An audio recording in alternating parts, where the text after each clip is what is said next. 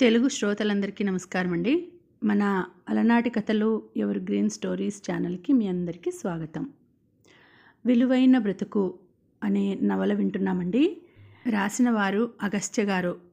ఇక ఆలస్యం చేయకుండా మనం కథలోకి వెళ్ళిపోదాం, వినేయండి. వీడియో చూసిన వెంటనే లైక్ చేసి షేర్ చేసి తప్పకుండా సబ్స్క్రైబ్ చేసుకోండి మన ఛానల్ని. బెల్ ఐకాన్ యాక్టివేట్ చేసుకోండి. రాత్రి చాలాసేపు మెలకువగా ఉన్నట్టున్నారు. అక్కడితో ఆగే ఉద్దేశం లేనట్టుగా మళ్ళీ వెంటనే మరో ప్రశ్న వేసిందామె. ఉన్నాను, అయితే ఇప్పుడేమంటావు అనాలనుకుంది, కానీ అనలేదు. కనుబొమ్మలు ముడేసి అసలు నా సంగతి నీకెందుకు అన్నట్టుగా ఓ చూపు చూసింది. మీకెలా తెలుసు అడిగింది. తలుపులు మూసుకొని ఇంట్లోంచి బయటికి రాని గబ్బిలన్లాంటి ఆమెకి తను రాత్రంతా జాగారం చేసిన విషయం ఎలా తెలిసిందో అంతుపట్టలేదు. రాత్రి మీరు వెన్నెల్లో తిరుగుతుంటే చూశాను. ఆమె అసలు విషయం బయటపెట్టింది. జానకి అదిరిపడింది. అంత రాత్రి వరకు అసలు ఈమె మాత్రం నిద్రపోకుండా ఎందుకుంది? అర్ధరాత్రి అపరాత్రి అని లేకుండా పక్కింట్లోకి తొంగి చూడడం తప్ప ఆమెకి వేరే పనేం లేదా? అయినా తను పడుకుంటే ఏం, మెలకువగా ఉంటే ఏం, అదంతా తనిష్టం. మధ్యలో ఈవిడికెందుకట? ఆ మాటలే విసురుగా ఆమెను అడిగేయాలని, మాటలతోనే కడిగేయాలని అనుకుంది.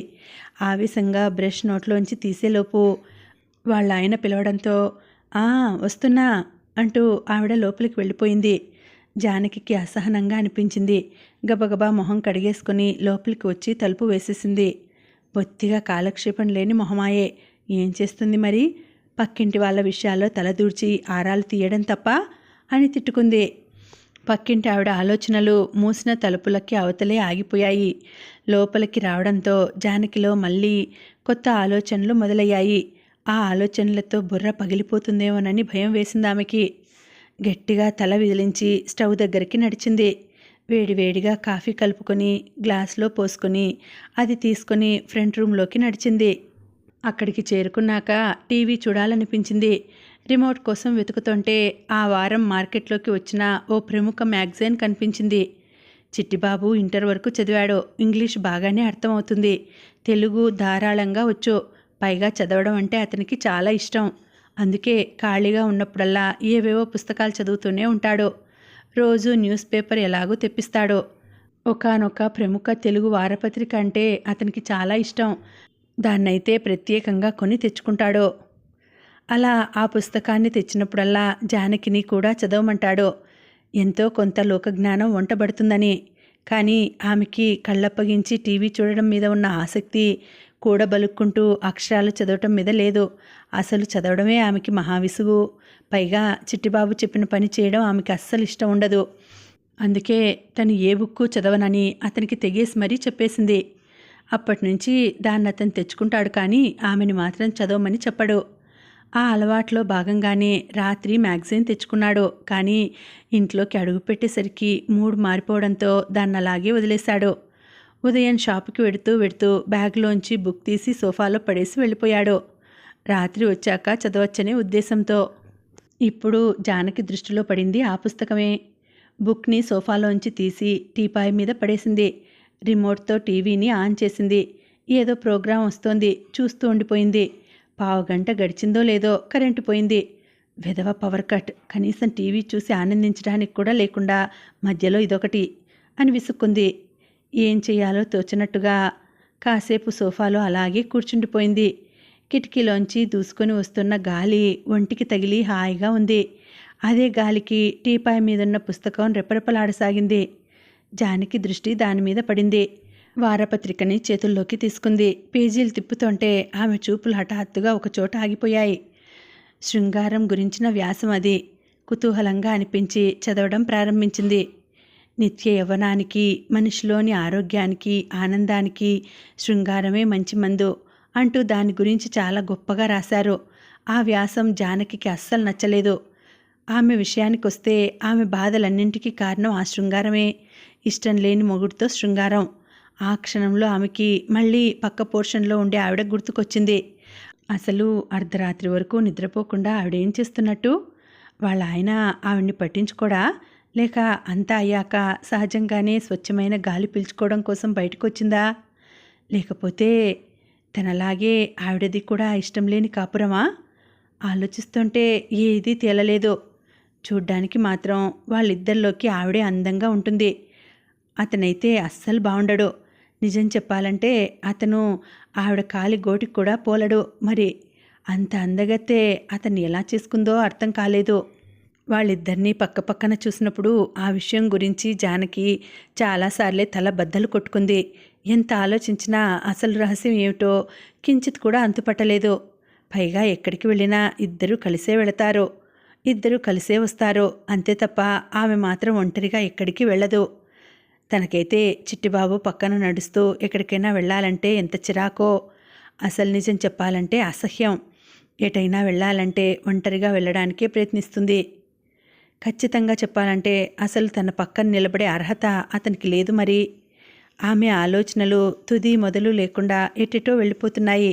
సరిగ్గా అప్పుడే కూరగాయలు, వంకాయలు, బెండకాయలు, ఆలుగడ్డ, బయట కూరల బండి వాడి కేక జానకి ఆలోచనల్ని చెదరగొట్టింది.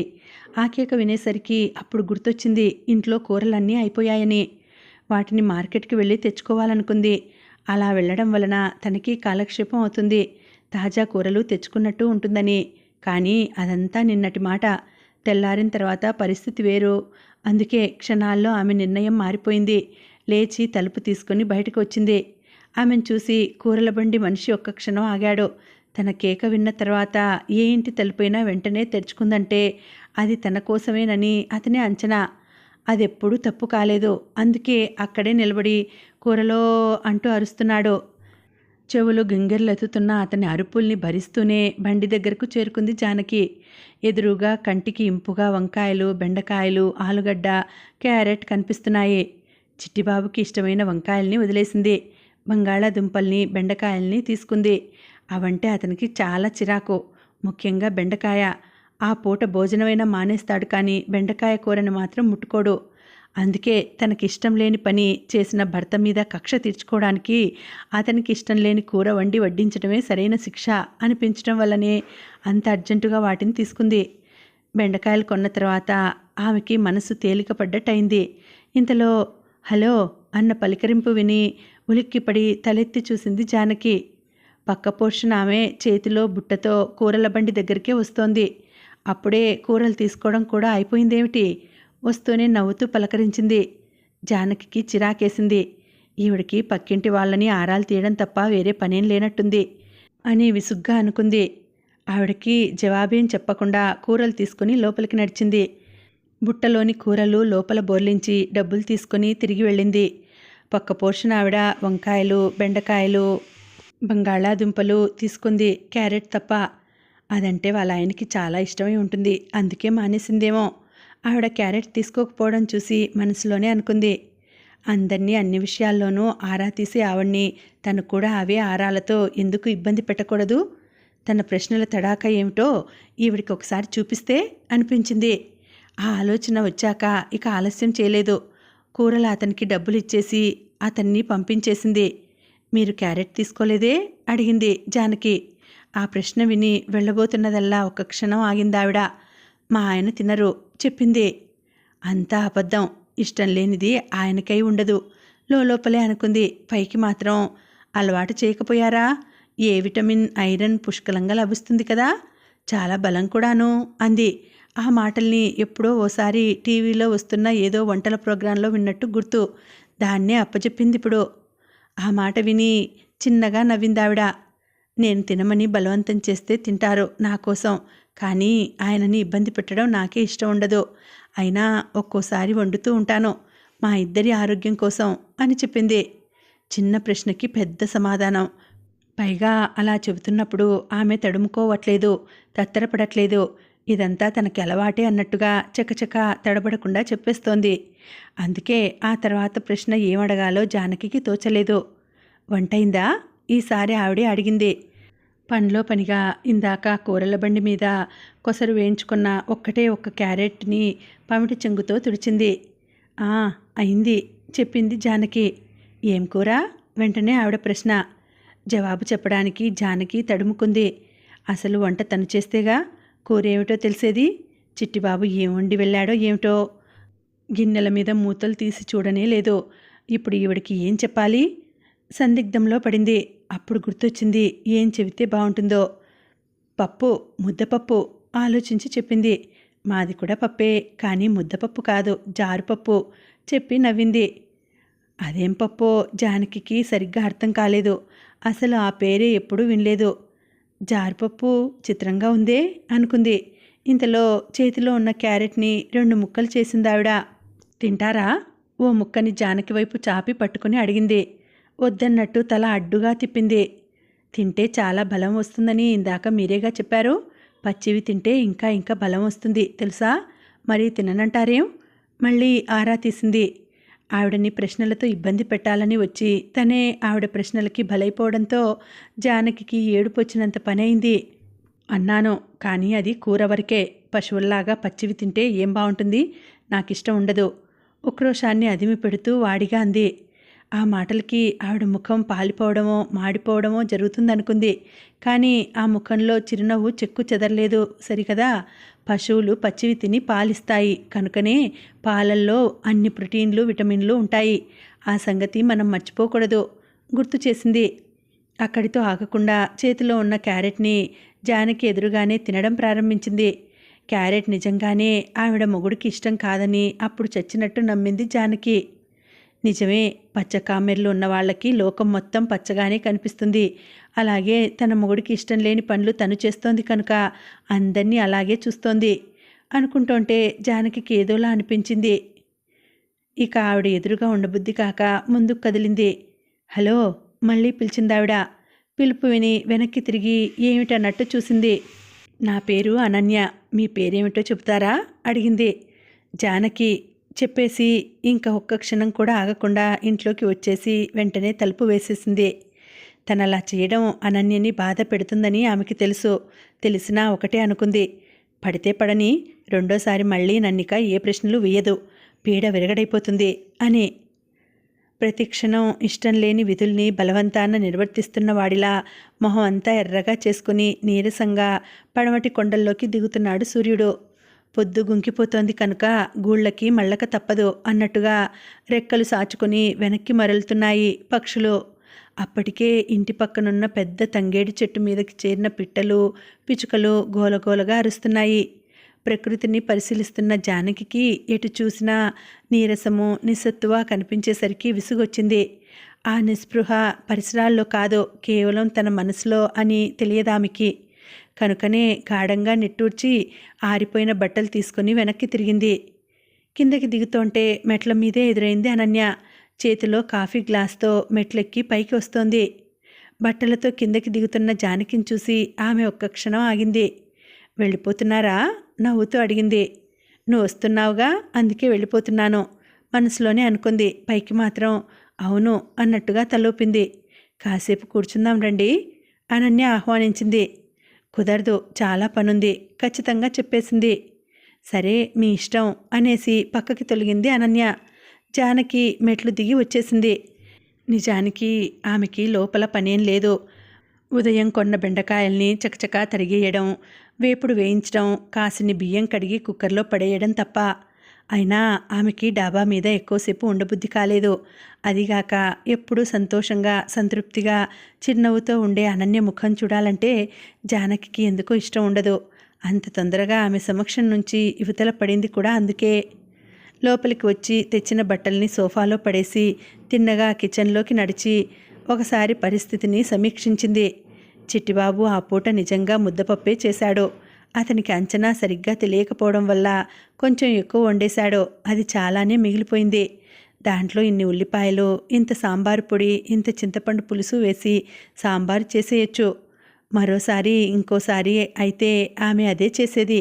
పైగా పప్పుల ధరలు మండిపోతున్నాయి కనుక అలా చేసే తీరాలి. కానీ ఈసారి మాత్రం మిగిలిన పప్పు తీసుకెళ్ళి అవతల పారేసింది. చిట్టిబాబుకి కంచంలో తినడానికి బెండకాయ కూర తప్ప మరేదీ కనపడకుండా చేయాలన్నదే ఆమె లక్ష్యం.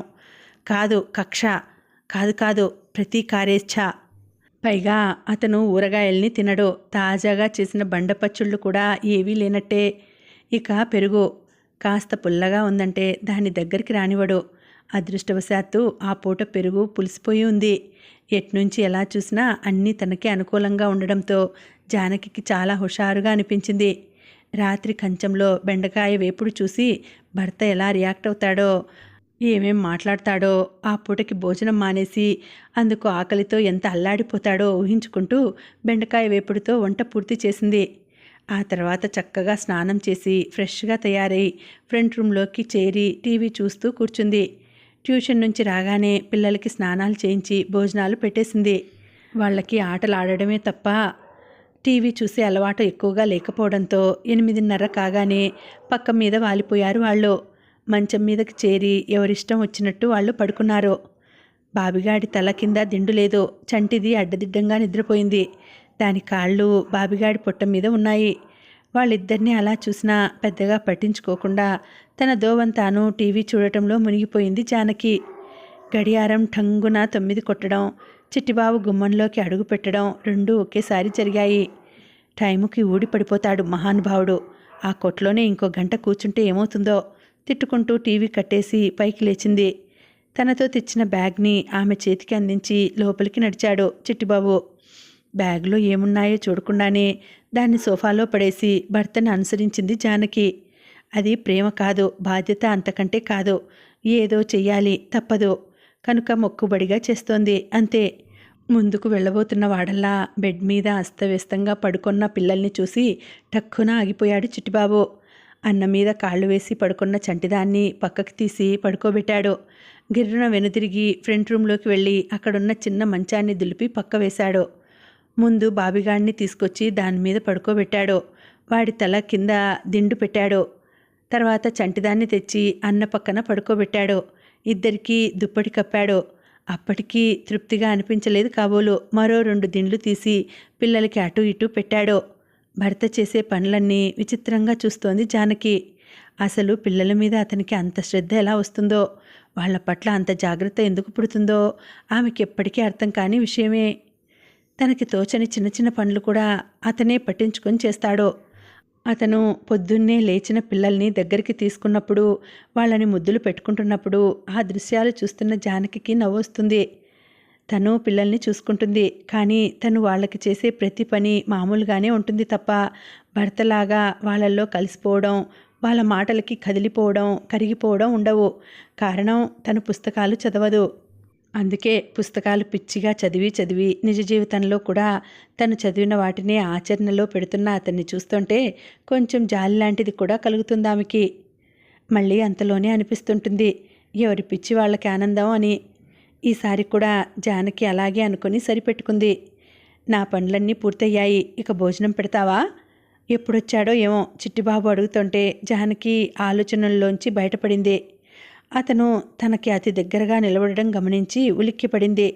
అటు ఇటు పోతున్న ఆలోచనలు చెదిరిపోవడంతో గట్టిగా నిట్టూర్చి కిచెన్లోకి నడిచింది. టేబుల్ మీద కంచం పెట్టి అందులో కూర వేసి అన్నం వడ్డించింది. కంచంలో ఉన్న బెండకాయ వేపుడు చూస్తూనే మొహం అదోలా పెట్టాడు చిట్టిబాబు. భర్త ముఖంలో అలాంటి ఫీలింగ్స్ చూడడం కోసమే ఉదయం నుంచి కాచుకొని కూర్చున్న జానకికి అతని ముఖం చూస్తుంటే వెర్రి ఆనందం కలిగింది. చచ్చింది గొర్రె కసిగా అనుకుంది. ఇదేమిటి? చిరాకును అదిమి పెడుతూ సాధ్యమైనంత సౌమ్యంగా అడిగాడు. బెండకాయ కూర అక్షరం ఒత్తి పలికింది. ఆ వెంటనే అతను ఇది నాకిష్టం ఉండదని తెలుసుగా అంటాడనుకుంది, కానీ అనలేదు. ఎందుకంటే ఒక్కోసారి జానకి ఏం చేసినా అతనికి తప్పుగా అనిపించదు. ఒక్కోసారి ఆమె చేసింది తప్పు అనిపించినా ఏమీ అనాలనిపించదు. ఒక్కోసారి ఆమె చేసింది తప్పే అనిపించినప్పుడు ఖచ్చితంగా జానకిని తిట్టాలనో కొట్టాలనో అనిపిస్తుంది. అలాంటప్పుడు మాత్రం ఆగాలనిపించదు. ఎందువల్లనంటే ఆమె తన సొంతం కనుక భార్య పైన తనకి ఆ మాత్రం హక్కు అధికారం ఉన్నాయి. ఇది చిట్టిబాబు అభిప్రాయం. అతనిలో ఆమెకి నచ్చని విషయం కూడా అదే అయినా ఇప్పుడు దాన్నే అవకాశంగా మలుచుకోవాలని అనుకుంటోంది. అందుకే కళ్ళు విప్పార్చుకొని అతన్నే గమనిస్తోందామె. జానకి మనసులో ఉన్నదాన్ని పసిగట్టగలిగాడు చిట్టిబాబు. క్షణంలో ఓ నిర్ణయానికి వచ్చిన వాడిలా కూరని అన్నంలో కలుపుకోసాగాడు. అతని ముఖంలో అప్పటికే ఒక స్థిర నిశ్చయం కదలాడుతోంది. అతను ఏం చేస్తాడా అని ఆమె కుతూహలంగా గమనిస్తూ ఉండగానే కూరన్నం ముద్ద తీసి నోట్లో పెట్టుకున్నాడు. ఆ వెంటనే గ్లాస్ ఎత్తి మంచినీళ్లు గొంతులో పోసుకుని నోట్లో ఉన్న ముద్దని గుటుక్కుమనిపించాడు. ఆ తర్వాత మరో ముద్ద, ఆ వెంటనే ఇంకో ముద్ద, అదేవిధంగా టాబ్లెట్లు మింగినట్టుగా కూరన్నం ముద్దలని అతనలా గుటుక్కు గుటుక్కుమనిపిస్తూ మొత్తం తినేస్తుంటే ఏం చేయాలో అర్థం కానట్టు వెర్రిచూపులు చూస్తుండిపోయింది. కూర తర్వాత పెరుగు అన్నాన్ని కూడా అలాగే చేసి భోజనం అయిందనిపించాడు. జానకి ముఖం నల్లగా అయిపోయింది. బెండకాయ కూరని, పుల్ల పెరుగుని అతను తింటాడనేది ఆమె పూర్తిగా ఊహించని విషయం. డీప్ షాక్లో ఉన్న ఆమెను చూసి చిన్నగా నవ్వాడు చిట్టిబాబు. తగిన అన్నంలోకి తగిన కూర ఒక్కోసారి ఉండకపోవచ్చు. అలాంటప్పుడు ఉన్న కూరతోనే అన్నం తినాలి. ఒక్కోసారి నాకిష్టమైన కూరని నువ్వు వండలేకపోవచ్చు. అలాగే నీకిష్టమైన విధంగా నేను ఉండలేకపోవచ్చు. అయినా సర్దుకుపోవాలి. ఎందుకంటే ఇది సంసారం. మనిద్దరం జీవితాంతం కలిసి ఉండాల్సిన భార్యాభర్తలం. అందుకే ఇవాల్టి నుంచి నేను నా పద్ధతిని మార్చుకుంటున్నాను. రేపు మన మ్యారేజ్ డే. ఆ సందర్భంగా ఈ నిర్ణయం తీసుకున్నాను చెప్పేసి అక్కడి నుంచి లేచి వెళ్ళిపోయాడు. హతాశురాలైపోయింది జానకి. తను అతనికి ఇష్టం లేని పనులు చేయడం, అలాంటి సందర్భంలో అతను బరువుగా భారీగా ఏవేవో కబుర్లు చెప్పడం ఇవన్నీ ఆమెకి అలవాటైన విషయాలే. కానీ ఇంతకు ముందు ఏం చెప్పినా అవన్నీ కోపంగా చెప్పేవాడు. తన మీద అంతెత్తున ఎగిరిపడేవాడు. ఆ తర్వాత ఒక వారం 10 రోజుల పాటు ఆమె మొహం చూసేవాడు కాదు. దాన్నలా కంటిన్యూ చేసేవాడు. ఖచ్చితంగా అదే జరుగుంటే జానకి చాలా సంతోషించేది. కానీ అన్నింటికీ భిన్నంగా ఇవాళ కొత్త సీన్ క్రియేట్ అయ్యేసరికి ఆమెకి మరింత షాక్ తగిలినట్టయింది. ఆ దెబ్బతో ఆకలి చచ్చిపోయింది. వెంటనే అన్నీ సర్దేసి కిచెన్లోని లైట్ ఆఫ్ చేసేసి యువతలకి వచ్చింది. షరామామూలుగా బెడ్రూమ్లో ఆమె కోసమే ఎదురు చూస్తున్నాడు చిట్టిబాబు. వీడికి పనేం లేదు, నా కోసం ఎదురు చూస్తూ కూర్చోవడం తప్ప. మనసులోనే పళ్ళు నూరుకుంది. బ్యాగ్ చూసుకున్నావా? జానకి రాగానే అడిగాడు. ఏమున్నాయి అందులో చూసుకోవడానికి? వ్యంగ్యంగా అంది. కొత్త చీర, రేపు మన పెళ్లి రోజు కదా, కట్టుకుంటావని తెచ్చాను నవ్వుతూ చెప్పాడు. అప్రయత్నంగానే క్యాలెండర్ వైపు చూసింది జానకి. ఆ రోజు 23, తెల్లారితే 24 తన జీవితాన్ని మలుపు తిప్పిన రోజు. తనకి పెళ్ళైన రోజు. Marriage day. ఈ జీవితంలో సంవత్సరానికోసారి అదొకటి ఏడ్చింది కదూ కసిగా అనుకుంటూ అక్కడే కూలబడింది. ఆమె కూర్చోవడం చూసి తనే లేచి వెళ్ళి ఫ్రంట్ రూమ్లో సోఫాలో పడేసిన బ్యాగ్ తెచ్చాడు. అందులోంచి మధ్యాహ్నం తను ముచ్చటపడి ఆమె కోసం కొన్న చీరను తీసి భార్య ముందు పెట్టాడు. లేత అరటి పువ్వు రంగుకి ముదురు ఆకుపచ్చ అంచు ఉన్న షిఫాన్ శారీ. అందంగా ఆకర్షణీయంగా ఉంది. అంత చక్కటి చీరను చూడగానే జానకి కళ్ళు మెరిశాయి. అబ్బా ఎంత బాగుందో అనేసి మురిపంగా చీర అందుకుని ముచ్చటగా గుండెకు హత్తుకోవాలన్నంత ఆవేశం వచ్చింది. కానీ తొందరపడలేదు. చీర నచ్చిందన్న ఆనందాన్ని ప్రదర్శిస్తే చిట్టిబాబుకి బోలెడంత సంతోషం కలుగుతుంది. అందుకు ప్రతిఫలంగా తిరిగి తను అతన్ని సంతోషపెట్టాల్సి వస్తుంది. అది ఆమెకి ఇష్టం లేదు. అందుకే ఓరకంట దాన్నో మారు చూసి నిర్లిప్తంగా ఉండిపోయింది. ఆ ఉదాసీనత అతనికి అలవాటే కనుకనే ఆమె గురించి పెద్దగా పట్టించుకోకుండా వెళ్ళి పడుకున్నాడు. కొత్త బట్టలు తీసి బీరువాలో పెట్టి మంచానికి అటు చివర అడ్జస్ట్ అయింది జానకి. అప్పటికే చిట్టిబాబు కళ్ళు మూసుకొని నిద్రకి ఉపక్రమించడంతో ఇక అతను తన జోలికి రాడని నిర్ధారించుకొని హాయిగా నిట్టూర్చి కళ్ళు మూసుకుంది జానకి. గడియారం టంగు టంగున 5 కొట్టడంతో జానకి మెలకు వచ్చేసింది. మెల్లగా కళ్ళు తెరిచింది. తెల్లారిపోయిందన్న గుర్తుగా బయట పక్షుల కిలకిలలు వినిపిస్తున్నాయి. నిరాసక్తంగా క్యాలెండర్ వైపు చూసింది. 24 అవాల్టి తారీఖు. ఆమెను చూసి వెక్కిరించినట్టు అనిపించింది. చటుక్కున చూపుల్ని మరో దిశకు మరల్చుకుంది. సరిగ్గా అప్పుడు గుర్తొచ్చింది ఆమెకి. అవాళ సోమవారం, శోభ వచ్చే రోజు అన్న సంగతి. ఆ నిజం జ్ఞాపకం వచ్చేసరికి జానకిలో ఉన్న నిర్లిప్తత కాస్త ఎగిరిపోయింది. దాని స్థానే ఉత్సాహం చోటు చేసుకుంది. హుషారుగా మంచం దిగింది. ఇక అక్కడి నుంచి ఆమెకి అడ్డు అదుపు లేకపోయింది. సరిగ్గా 9 అయ్యేసరికల్లా సేమ్యా పాయసం, పులిహోర స్పెషల్స్తో సహా వంట మొత్తం పూర్తి చేసేసింది. కొత్త చీర కట్టుకొని శోభ కోసం ఎదురు చూస్తూ కూర్చుంది. భార్య ఉత్సాహంగా ఉండడం చిట్టిబాబుకి ఆశ్చర్యం కలిగించింది. ఇంతకు ముందు జరిగిన ఏ పెళ్లి రోజు కూడా ఆమెలో అంత ఉత్సాహం అతనికి కనపడలేదు. అసలు పెళ్లి రోజంటేనే అదేదో తనకి సంబంధం లేని విషయంలా పట్టించుకునేదే కాదు. ఇక తలంటూ కొత్త బట్టలు సరే. అలాంటి జానకి ఎప్పట్లా కాకుండా కొంత విభిన్నంగా ప్రవర్తించడం అతనికి ఆనందం కలిగించింది. కానీ అంత హఠాత్తుగా ఆమెలో మార్పు ఎందుకు వచ్చిందో అతనికి అర్థం కాలేదు. ఆ మాట అడుగుదామనుకుంటూ ఉండగానే ఎవరో తలుపు తట్టిన చప్పుడైంది. అందుకోసం ఎదురు చూస్తున్నట్టుగా 2 అంగల్లో వెళ్ళి తలుపు తీసింది జానకి. ఇచ్చిన మాట తప్పే అలవాట్లేదు నాకు అన్నట్టుగా ఎదురుగా శోభ నిలబడి ఉంది. జానకి ఆనందానికి అవధులు లేకుండా పోయింది. ఆ ఆనందం ఇచ్చిన మాటకి కట్టుబడి శోభ వచ్చినందుకు కాదు. ఆమె అలా వచ్చి ఏకాంతం గాడిద గుడ్డు అంటూ తను పుస్తకాల్లో చదివిన పైత్యాన్నంతా అప్పజెబుతూ చిట్టిబాబు రోజంతా కొంగు పట్టుకొని తిరుగుతూ తనని విసిగించకుండా అడ్డుకున్నందుకు. రావే రా, నీకోసమే కళ్ళల్లో ఒత్తులు వేసుకొని మరీ ఎదురు చూస్తున్నాను సంతోషపడిపోతూ ఆహ్వానించింది జానకి. ఏం మీ ఆయన మనిద్దరినీ మార్నింగ్ షోకి వెళ్ళమన్నాడా ఏమిటి, ఇంత సంతోషపడిపోతున్నావు అంటూ లోపలికి వచ్చిన శోభ అక్కడే ఉన్న చిట్టిబాబుని చూసి టక్కున ఆగిపోయింది. పర్వాలేదు రా, సందేహంగా ఆగిపోయిన శోభని బలవంతాన లోపలికి లాక్కొచ్చింది జానకి. ఇవాళ మా మ్యారేజ్ డే, అందుకే ఆయన షాప్కి వెళ్ళలేదు. చిట్టిబాబు ఇంట్లోనే ఉండిపోవడానికి గల కారణాన్ని వివరించింది. అలాగా అన్నట్టుగా చిన్నగా నవ్వింది శోభ. బాగున్నారా? చిట్టిబాబు లోపలికి వచ్చిన శోభని పలకరించాడు. అంది. తను ఎదురుగా ఉండటం వల్ల ఆమె ఇబ్బంది పడుతోందని అతను గ్రహించాడు. మీరిద్దరూ మాట్లాడుకుంటూ ఉండండి, నేను ఇప్పుడే వస్తాను అని చెప్పి బయటకు వెళ్ళిపోయాడు చిట్టిబాబు. హాయిగా ఊపిరి పీల్చుకుంది జానకి. శోభకైతే అతను అలా వెళ్ళిపోవడం చాలా ఇబ్బందిగా అనిపించింది. ఇవాళ మీ మ్యారేజ్ డే అని నాకు ఆ రోజు ఎందుకు చెప్పలేదు? జానకి వైపు చూస్తూ చిరుకోపంగా అంది శోభ. ఏం చేసేదానివి? ఎదురు ప్రశ్న వేసింది జానకి. ఇలా మీ ఇద్దరి మధ్య పానకంలో పుడకలా దూరకపోయి ఉండేదాన్ని. అలా అంటావనే నేను నీకు ముందుగా చెప్పలేదు, తెలివిగా అబద్ధం చెప్పేసింది. నిజానికి ఆ రోజు తమ మ్యారేజ్ డే అన్న సంగతి నిన్న చిట్టిబాబు చీర తెచ్చి తన చేతిలో పెట్టి చెప్పే క్షణం వరకు ఆమెకి గుర్తులేదు.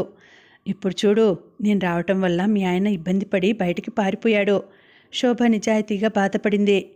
ఆయన వెళ్ళింది నువ్వు రావటం వల్ల కాదు, నేనే ఇందాక ఆయనతో ఏదైనా స్వీట్ తెమ్మని చెప్పాను, అందుకోసం. మళ్ళీ అబద్ధం చెప్పేసింది. శోభ దాన్ని నమ్మేసింది. ఆ తర్వాత ఇద్దరికీ కాఫీ కలిపి తెచ్చింది జానకి. అది తాగుతూ కబుర్లలో పడ్డారు. సరిగ్గా అరగంటలో చిట్టిబాబు తిరిగొచ్చాడు.